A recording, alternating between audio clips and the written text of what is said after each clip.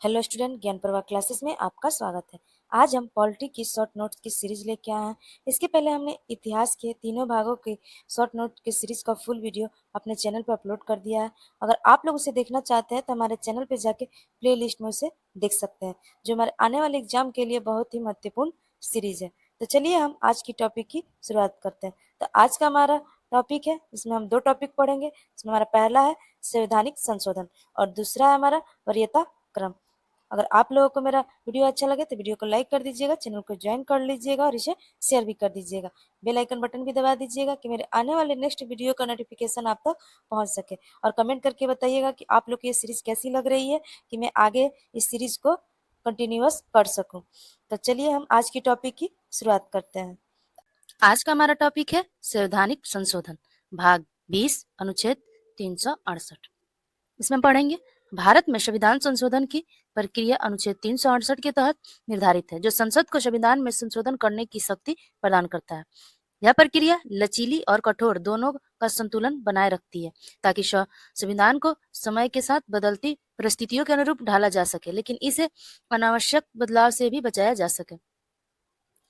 अब हम पढ़ेंगे संशोधन की प्रक्रिया, जिसमें हमारा पहला है प्रस्ताव प्रस्तुत करना।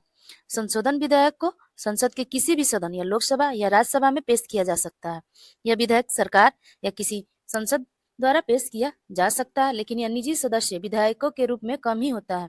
विधेयक को पेश करने से पहले राष्ट्रपति की पूर्व सहमति आवश्यक होती है, यदि वह संविधान के कुछ विशिष्ट प्रावधानों से संबंधित हो, जैसे में वित्तीय मामले। दूसरा है हमारा विशेष बहुमत। संशोधन विधेयक को दोनों सदनों में विशेष बहुमत से पारित करना होता है, यानी सदन की कुल सदस्य संख्या का 2/3 बहुमत। दोनों सदनों को विधेयक को अलग अलग पारित करना होता है। यदि असहमति हो तो संयुक्त बैठक का प्रावधान नहीं है। हमारा तीसरा है राज्य में विधानसभाओं की सहमति। कुछ मामले में, जैसे कि संघ और राज्यों के बीच शक्ति वितरण, राज्य विधानसभाओं की सहमति आवश्यक होती है। विधेयक को कम से कम आधे राज्यों की विधानसभाओं द्वारा साधारण बहुमत से अनुमोदित करना होता है। यह उन प्रावधानों पर लागू होता है जो संघीय ढांचे को प्रभावित करते हैं। जैसे में हमारे हैं राष्ट्रपति और राज्यपाल की शक्तियां, केंद्र और राज्यों के बीच विधायी शक्तियों का वितरण, संविधान की 7वीं अनुसूची, संघ, राज्य और समवर्ती सूची, सर्वोच्च और उच्च न्यायालयों से संबंधित प्रावधान। चौथा में हमारा है राष्ट्रपति की सहमति। विधेयक के दोनों सदनों द्वारा पारित होने के बाद इसे राष्ट्रपति की सहमति के लिए भेजा जाता है।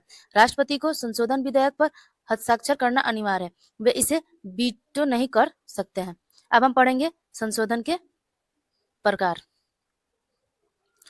संविधान में संशोधन 3 प्रकार से हो सकते हैं। पहला साधारण बहुमत है, जिसमें कुछ प्रावधान को संसद द्वारा साधारण बहुमत से बदल सकती है, जिसमें नए राज्य का गठन या नागरिकता। दूसरा हमारा है विशेष बहुमत। अधिकांश संशोधन अनुच्छेद 368 के तहत विशेष बहुमत से होते हैं। तीसरा हमारा है विशेष बहुमत एवं राज्य अनुमोदन। यह संघीय ढांचे से संबंधित प्रावधानों के लिए है। अब हम पढ़ेंगे कुछ महत्वपूर्ण तथ्य के बारे में। इसमें हमारा है मूल ढांचा सिद्धांत।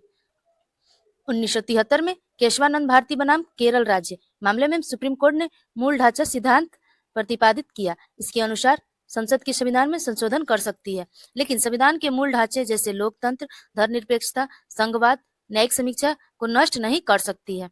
अब हम पढ़ेंगे महत्वपूर्ण संविधान संशोधन। इसमें हमारा महत्वपूर्ण संशोधन है अधिनियम में हमारा पहला संशोधन अधिनियम है वर्ष 1951 में हुआ आया था। इसमें अनुच्छेद 19 में संशोधन करके यथोचित प्रतिबंध की अनुमति दी गई। नवीन अनुच्छेद हमारा 31A है और 31B जोड़े गए, ताकि भूमि सुधार कानूनों को न्यायिक चुनौतियों से बचाया जा सके। नवी अनुसूची की शुरुआत की गई है, जिसमें कुछ कानून डाले गए हैं ताकि उन पर न्यायालय में सवाल न उठाया जा सके। 7वां संशोधन अधिनियम 1956 में आया था, जिसमें हमारा था राज्यों का भाषाई आधार पर पुनर्गठन। राज्यों की श्रेणी जैसे भाग A, B, C, D को समाप्त कर दिया गया और राज्यों के 14 राज्य और 6 केंद्र शासित प्रदेशों में पुनर्गठित किया गया। दूसरी एवं 7वीं अनुसूची में संशोधन हुआ था। नवा संशोधन अधिनियम हमारा 1960 में पारित हुआ था। इसमें किसी भारतीय भूभाग को अनुच्छेद 368 के अंतर्गत संविधान संशोधन कर किसी विदेशी राज्य को सौंपने का प्रावधान है। बेरूबारी राज्य के क्षेत्र पाकिस्तान को सौंपा गया था। 11वां संशोधन अधिनियम 1961। उपराष्ट्रपति की निर्वाचन प्रक्रिया में बदलाव, संसद की संयुक्त बैठक के अतिरिक्त निर्वाचन मंडल की व्यवस्था। 17वां संशोधन अधिनियम 1964। 17वां संशोधन अधिनियम 1964, जिसमें हमारा 9वीं अनुसूची में 44 कानूनों को स्थान दिया गया है। भूमि अधिग्रहण को प्रतिबंधित किया गया है, मुआवजा के बाद भूमि अधिग्रहण। 24वां संशोधन अधिनियम 1971, संसद को मौलिक अधिकार सहित संविधान के किसी भी हिस्से में संशोधन करने की शक्ति प्रदान की गई है। 26वां संशोधन अधिनियम 1971, रियासतों के शासकों के प्रिवी पर्स और विशेष अधिकारों को समाप्त किया गया है। 36वां संशोधन अधिनियम 1975, सिक्किम को भारतीय संघ का पूर्ण राज्य बनाया गया था। 42वां संशोधन अधिनियम यानी लघु संविधान इसे कहते हैं, 1976 में पारित हुआ था, जिसमें संविधान की प्रस्तावना में समाजवादी, पथनिरपेक्ष और अखंडता शब्द जोड़े गए थे। संविधान में मौलिक कर्तव्य भाग 4A जोड़े गए। निर्देश सिद्धांतों को मौलिक अधिकारों पर प्राथमिकता दी गई। राष्ट्रपति को मंत्रिपरिषद की सलाह मानने के लिए बाध्य किया गया। लोकसभा और राज्य विधानसभाओं का कार्यकाल 5 वर्षों से बढ़ाकर 6 वर्ष किया गया, हमारा 42वां संविधान संशोधन द्वारा। अब हम पढ़ते हैं 44वां संशोधन अधिनियम 1978, इसमें संपत्ति के अधिकार को मौलिक अधिकार के सूची से हटाकर इसे एक कानूनी अधिकार अनुच्छेद 300A बनाया गया है। इसमें राष्ट्रीय आपातकाल से संबंधित आंतरिक अशांति शब्द को सशस्त्र विद्रोह से बदला गया। यह प्रावधान किया गया है कि अनुच्छेद 20 और 21 द्वारा ग्रांटीकृत मौलिक अधिकारों को राष्ट्रीय आपातकाल के दौरान निलंबित नहीं किया जा सकता है। राष्ट्रपति को मंत्रिपरिषद की सलाह पर एक बार पुनः विचार करने का अधिकार दिया गया है। लोकसभा और राज्य विधानसभाओं का कार्यकाल पुनः 6 वर्ष से घटाकर 5 वर्ष कर दिया गया। 52वां संशोधन अधिनियम यानी दल बदल विरोधी कानून 1985, संसद और राज्य विधानसभाओं के सदस्यों के दल बदल पर रोक लगाने के लिए पेश किया गया है और 10वीं अनुसूची जोड़ी गई थी। 61वां संशोधन अधिनियम 1989, लोकसभा और राज्य विधानसभा चुनाव के लिए मतदान की आयु 21 वर्ष से घटाकर 18 वर्ष की गई है। 59वां संशोधन अधिनियम 1991, दिल्ली को राष्ट्रीय राजधानी क्षेत्र एनसीटी का विशेष दर्जा दिया गया और इसके लिए 70 संसदीय विधानसभा और 7 सदस्यीय मंत्रिपरिषद का प्रदान किया गया है। 73वां संशोधन अधिनियम 1992, पंचायती राज संस्थाओं, ग्रामीण स्थानीय स्वशासन को संवैधानिक दर्जा दिया गया है और संविधान में 11वां अनुसूची जोड़ी गई है। 74वां संशोधन अधिनियम 1992, शहरी स्थानीय निकाय या नगर पालिका को संवैधानिक दर्जा दिया गया है और संविधान में 12वीं अनुसूची जोड़ी गई है। 86वां संशोधन अधिनियम 2002, शिक्षा के अधिकार को 6 से 14 वर्ष की आयु के बच्चों के लिए एक मौलिक अधिकार अनुच्छेद 21A के बनाया गया है। 91वां संशोधन अधिनियम 2003, केंद्र और राज्यों में मंत्री परिषद का आकार लोकसभा राज्य विधानसभाओं की कुल संख्या 15% तक सीमित किया गया है। दल बदल करने वाले सदस्यों को मंत्री पद के लिए आयोग घोषित किया गया है। 97वां संशोधन अधिनियम 2011, सहकारी समितियों को संवैधानिक दर्जा दिया गया है। सहकारी समितियां बनाने का अधिकार एक मौलिक अधिकार अनुच्छेद 19 बनाया गया है और एक नया निर्देशक सिद्धांत अनुच्छेद 43B और भाग 9 जोड़ा गया है। 100वां संशोधन अधिनियम 2015, भारत और बांग्लादेश के बीच भूमि समझौता को लागू किया गया है, इससे कुछ क्षेत्रों का आदान प्रदान हुआ है।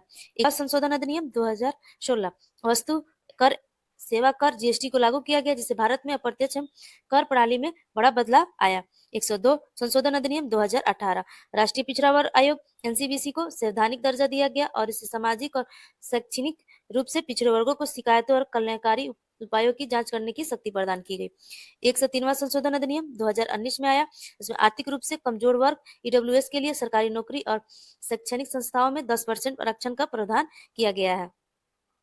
104 संशोधन अधिनियम 2020, लोकसभा और राज्य विधानसभाओं में अनुसूचित जातियों और अनुसूचित जनजातियों के लिए सीटों के आरक्षण को 10 साल के लिए बढ़ाया गया है, इसमें 25 जनवरी 2030 तक। लोकसभा और राज्य विधानसभाओं में एंग्लो इंडिया समुदाय के लिए आरक्षित सीटों को समाप्त किया गया है। 105वां संशोधन अधिनियम 2021 में पारित हुआ था। यह राज्य को सामाजिक और शैक्षणिक रूप से पिछड़े वर्ग SEBCS की अपनी सूची बनाने की शक्ति देता है, जिसे मंडल आयोग के फैसले के बाद राज्यों की शक्तियों को बहाल किया गया है। 106वां संशोधन अधिनियम 2023 में लोकसभा एवं राज्य की विधानसभाओं में महिलाओं के लिए 1/3 सीट आरक्षित की गई है, पर सीमन के उपरांत 15 वर्षों के लिए। हमारा नेक्स्ट टॉपिक है वरीयता क्रम। पदाधिकारी। इसमें हमारा पहला है राष्ट्रपति, दूसरा उपराष्ट्रपति, तीसरा प्रधानमंत्री, चौथा राज्यों के राज्यपाल और अपने राज्य में, पांचवा है भूतपूर्व राष्ट्रपति, 5 में है हमारा उप प्रधानमंत्री, 6 में हमारा भारत के मुख्य न्यायाधीश, लोकसभा अध्यक्ष, 7 में हमारा है केंद्रीय कैबिनेट के मंत्री, राज्यों के मुख्यमंत्री, उपाध्यक्ष, नीति आयोग, पूर्व प्रधानमंत्री तथा संसद में विपक्ष का नेता। 7 में है भारत रत्न से सम्मानित व्यक्ति। 8 में हमारा राजदूत, उच्चायुक्त, राज्यों के मुख्यमंत्री, अपने राज्य के बाहर, राज्यों के राज्यपाल, अपने राज्य से बाहर। 9 में हमारा है सर्वोच्च न्यायालय के न्यायाधीश। 9A में है हमारा संघ लोक सेवा आयोग के अध्यक्ष, मुख्य निर्वाचन आयुक्त, नियंत्रण महालेखा परीक्षण। 10 में हमारा राज्यसभा के उपसभापति, लोकसभा उपाध्यक्ष, केंद्र में राज्य मंत्री, नीति आयोग के सदस्य। 11 हमारा महान्यायवादी, कैबिनेट सचिव, उपराज्यपाल अपनी केंद्र शासित प्रदेश में है। 12 में हमारे जनरल तथा उसके समान रैंक वाले सेना अध्यक्ष। 13 में हमारे भारत स्थिति विदेशों के असाधारण दूत, पूर्णाधिकार मंत्री। 14 में है राज्यों के विधानमंडलों के सदनों में सभापति और अध्यक्ष। 15 में हमारा है राज्यों में मंत्रिमंडल के सदस्य, अपने अपने राज्य एवं केंद्र में उप मंत्री। और आप लोगों को मेरा वीडियो अच्छा लगा तो वीडियो को लाइक कर दीजिएगा, चैनल को ज्वाइन कर लीजिएगा और कमेंट करके आप लोग बताइएगा कि मेरा सीरीज कैसा लग रहा है आप लोगों को। आप लोग के कमेंट्स मुझे लगेगा कि मैं इस सीरीज को आगे तक जारी रखूं।